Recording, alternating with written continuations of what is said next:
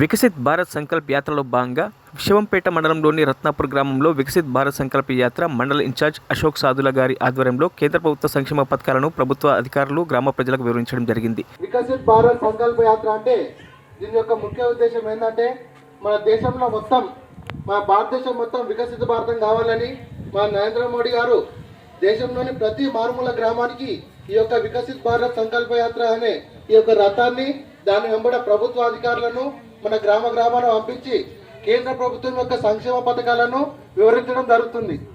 దీన్నే వికసిత్ భారత్ సంకల్ప యాత్ర అంటారు.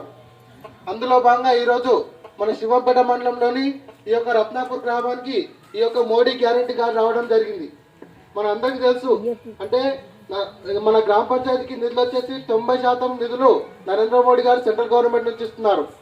కాకపోతే ఇది మా జనాలకు తెలియదు. మీ అందరు తెలియజేయడానికి ఇక్కడికి వచ్చాము. నరేంద్ర మోడీ యొక్క సంక్షేమ పథకాలు చాలా ఉన్నాయి. మీ అందరికీ రాష్ట్ర ప్రభుత్వ పథకాలు తెలుస్తున్నాయి కానీ కేంద్ర ప్రభుత్వ పథకాలు తెలుస్తలేవు.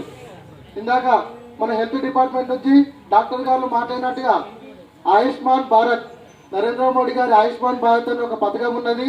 దాంట్లో మీరు చేరికైనట్టయితే కనుక ఏం లేదు, ఒక ఆధార్ కార్డుకు మీ యొక్క మొబైల్ నెంబర్ లింక్ చేసుకొని స్థానిక మీ మరిన్ని అప్డేట్స్ కోసం మా ఛానల్ని సబ్స్క్రైబ్ చేయండి.